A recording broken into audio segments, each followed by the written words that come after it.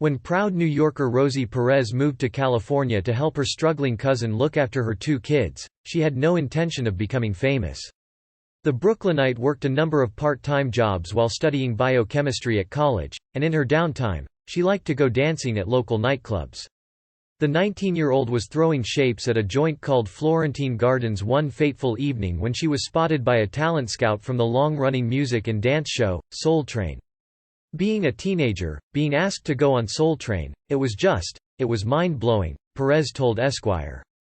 Perez's movie career got started in similar fashion. Legendary filmmaker Spike Lee cast the diminutive dancer as his girlfriend in 1989's Do the Right Thing after a run-in at Funky Reggae, her favorite club. He was having a private party there, Perez explained to the Chicago Tribune. I was on top of a speaker, and he told his bodyguard to pull me down. He tried to hit on me, so I had to diss him. Lee saw star quality in this feisty woman, who would receive widespread praise for her turn as Firecracker Tina. She went on to establish herself as a Hollywood actress and, later, a TV personality, which is quite remarkable when you consider the odds she was up against. From her turbulent and violent childhood to her overseas COVID-19 ordeal, this is the tragic real-life story of Rosie Perez. Rosie Perez believed her aunt was her mom. Rosie Perez took a deep dive into her troubled upbringing in her 2014 memoir, the brilliantly titled Handbook for an Unpredictable Life. How I Survived Sister Renata and My Crazy Mother, and Still Came Out Smiling, with Great Hair. In the book, The Daily News reports, the actress revealed that her mother briefly left her longtime husband for another man when she fell pregnant with his child. They moved into a Brooklyn apartment together, but things were over before Perez was even born. Her dad jumped out of the window when her mom allegedly pulled a gun on him and didn't look back. Perez's mom returned to her husband just before she was born, but there wasn't a place for the child. Luckily for Perez, her paternal aunt was happy to have her. She moved in with her as an infant, and would spend the first 3 years of her life believing she was her mother. The arrangement worked for everyone, until Perez's mother showed up out of the blue and demanded the child be turned over to her. With no legal right to keep hold of her, Perez's aunt reluctantly let her go, and a matter of days later, her mother did the same thing. Perez hadn't been back with her mom more than a few nights when she was suddenly abandoned at a Catholic children's home in Westchester County. From the day I could remember her, I felt rejected by her, Perez told Al Jazeera America. Rosie Perez was terrorized by a sadistic nun being ripped away from her loving aunt was traumatic enough for 3-year-old Rosie Perez, but her move to St. Joseph's Catholic Home for Children was made all the worse by the abusive nuns. Not all the staff at the home were violent, but a handful of bad eggs reportedly used to make Perez's life hell. There were certain people that were supposed to be taking care of me that were hurting me, the actress told Al Jazeera America. It was confusing at first. Who's my mother? Who's my aunt? Why am I here? Who are these people with the funny scarves on their heads? The worst perpetrator was the woman referenced in the title of Perez's memoir, Sister Renata. I think she was a little bit more sadistic than the standard strict nun, Perez went on to explain. She went overboard. Perez went as far as calling Sister Renata, evil incarnate, in her memoir, going into detail about a disturbing incident that allegedly took place when she was just 6 years old. After she was caught giggling, Sister Renata ordered her to stand face up against a metal locker for an hour. According to Perez, the nun pulled up a rocking chair and kept watch. After a few minutes, which felt more like an hour, my eyes started to close shut, Perez wrote. Bam! Sister Renata banged my head into the metal locker. Sadly, this wasn't an isolated incident. The abusive nun used to backhand Perez across the face regularly, the actress claimed. Rosie Perez's real mom used to beat her without warning when Rosie Perez was 8. She got the chance to join her half-siblings at a group home upstate. She was finally able to enroll in the regular school system, and she unknowingly began to shape her future. I knew how to choreograph because I was part of the cheerleading squad in upstate New York, the In Living Color choreographer told Elle. The move was good for her, but her visits home to see her mother were anything but. Perez's half-siblings told her that their mom was schizophrenic. All she really knew was that she would sometimes get punched for no apparent reason. Her mother reportedly hadn't lost her love of firearms, either. On one home visit, she walked her daughter into a convenience store with a concealed gun and forced her to shoplift. Speaking to Al Jazeera America, Perez revealed that even though her mom used to treat her horribly, her rejection still hurt. "That's the crazy dynamics that exist with the abuser and the person being abused, especially a child and their parent," she said. "You want your parent to love you. You want your parent to want you. Then after a while, after they beat you down so much, you want them even more." It was the state that gave Perez the support she needed to succeed, something she's eternally grateful for. "Certain policies allowed me to better myself, because I wanted better, and I knew I was better," she said. Rosie Perez was sexually assaulted by her half-brother. The group home upstate was a huge improvement for Rosie Perez, but it was still a dangerous place for a young girl to be. Instead of a sadistic nun, there was a sketchy counselor who was later dismissed after an allegation of rape was made against him. According to Perez, the counselor in question once cornered her half-sister in a room and would have likely raped her had she not been there to intervene. Sadly, nobody was there to help Perez when she was subjected to sexual assault in the one place she should have been able to feel safe, her mother's home. To make matters worse, the perpetrator was a family member. Perhaps the most horrifying reveal from Perez's 2014 tell-all book was that her half-brother sexually assaulted her on 2 separate occasions during her childhood.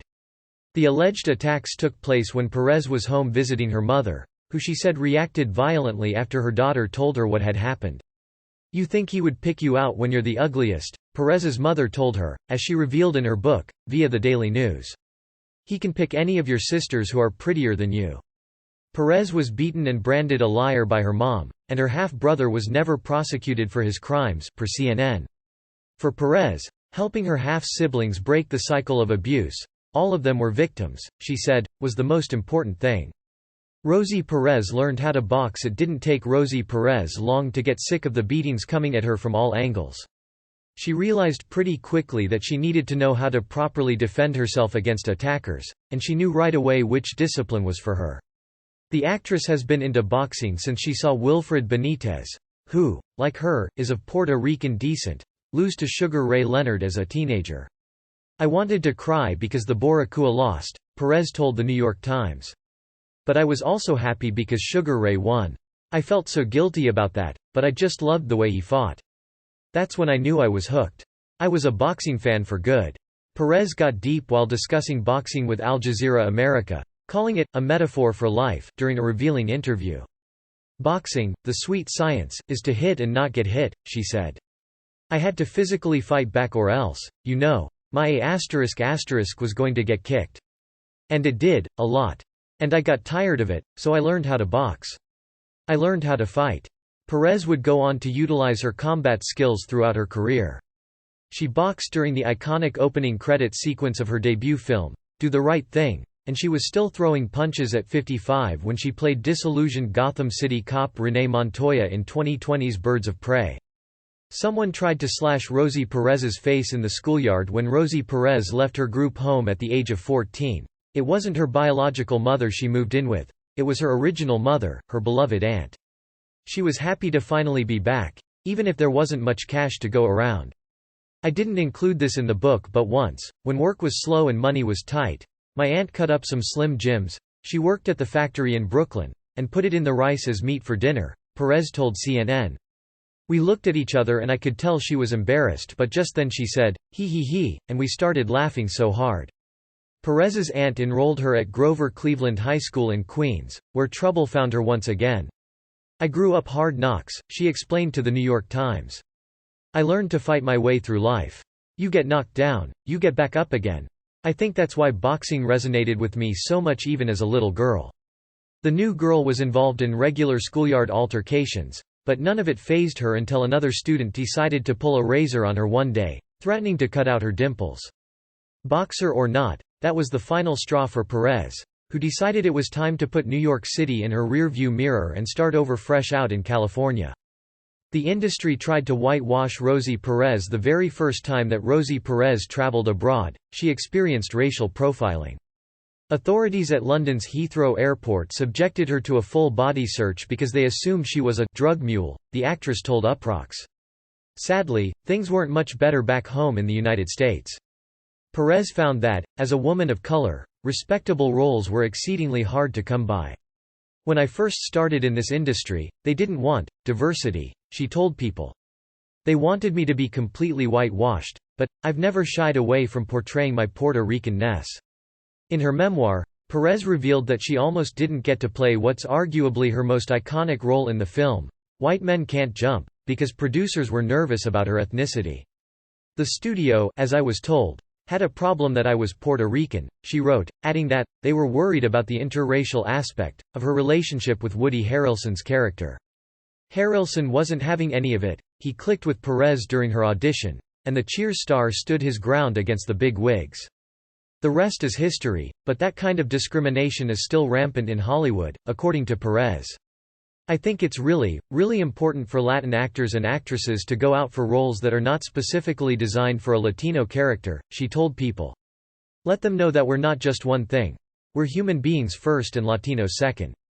Rosie Perez has been diagnosed with PTSD. Now that you're aware of the many hardships she endured in childhood, it probably won't surprise you to learn that Rosie Perez has been diagnosed with post-traumatic stress disorder. The actress spent years believing she was over everything that happened to her, but when she finally plucked up the courage to talk to someone, she realized that she'd had a ball and chain around her neck since childhood. Initially it wasn't a relief, Perez told Time magazine, via HuffPost. "It was kind of like, oh my goodness, I'm human. I didn't have that much control over my emotional response, the way I thought I did. And then there was this big sigh and it was like a weight was lifted off of me." Perez didn't decide to talk to a professional about her traumatic past until she was well into adulthood. One of the reasons she avoided getting help for such a long time is because there's a stigma associated with mental health issues where she grew up. "I've heard racist remarks that refer to getting psychotherapy help as being white," Perez told CNN. "Therapy is not a white thing, it's a clinical thing. The stigma exists in Hollywood, too." During an interview with Shondaland, Perez revealed that the one time she confided in a producer about her state of mind, everyone on set found out. "I was chastised for reacting, which made me look even more insane in their eyes," she said. Rosie Perez held onto a dark secret about Harvey Weinstein for years. Rosie Perez was one of the many actresses that spoke out against predatory movie producer Harvey Weinstein, who was sentenced to 23 years in prison after being found guilty of 2 charges related to sexual assault in March 2020. In January of that year, Perez testified that actress Annabella Sciorra told her that Weinstein had raped her. Perez said that The Hand That Rocks the Cradle star made the confession back in the mid-90s, but she was sworn to secrecy by her terrified friend. When defense lawyers asked her why she didn't overrule her friend and take it upon herself to out Weinstein as a rapist, Perez said that she was being respectful of Sciorra's wishes, via AP News. Sciorra, who told jurors that Weinstein forced himself on her sometime in 1993 or 1994 after barging his way into her New York apartment, initially refused to identify her attacker, only revealing that she had been raped by someone. A few months later, Perez heard a rumor that Weinstein had been harassing Sciorra in London and the penny dropped. She called her friend, and her fears were confirmed. "I said, he's the one that raped you," Perez recalled on the stand, adding that both women broke down in tears at this point. Perez said that she then begged Sciorra to go to the police, but she replied, "I can't, he'd destroy me." Rosie Perez feared for her life after catching COVID-19 in Bangkok. Rosie Perez has never enjoyed flying, but she decided to take a part in the HBO series, The Flight Attendant, because star Kaylee Cuoco really wanted her on board. Production on the show was temporarily shut down due to COVID-19, a virus that Perez was well aware of long before it started claiming scores of lives in Europe and America. In an interview with Uproxx, the actress revealed that she contracted coronavirus while traveling to Thailand to film The Flight Attendant in late 2019. At that time, they were saying it's a new respiratory tract infection, she said. "We don't really know what it is and what it does, but it attacks the respiratory system first and then travels to other parts of your body." What happened next left the American terrified. "I remember my manager was with me, and I said, 'Tariq, don't let me die in Bangkok.' And he goes, 'Oh my God, you're scaring me.' And the head of the ICU says, 'You should be scared, sir. This is serious. We're going to have to put her in a separate room.'" The actress was isolated in a foreign country, and to make matters worse, the virus was pummeling her. "Hit me like a ton of bricks. I knew something was wrong," she told Trevor Noah on The Daily Show. "I was feverish, I had a horrible cough. It felt like someone was stepping on my chest. And I was very lethargic and I was very scared.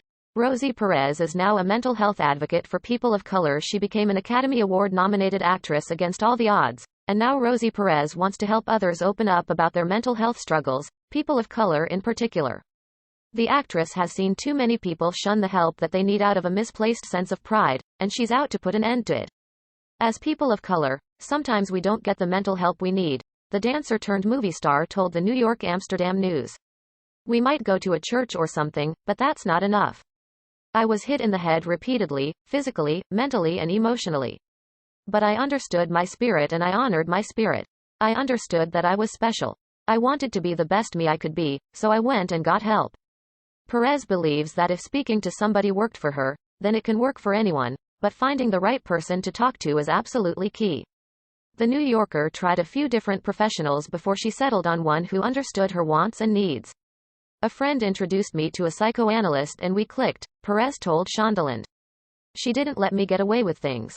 She said, if you're not going to be truthful, this isn't going to work. After years of struggles, Perez was finally able to take control of her demons, and she's apparently happier than ever.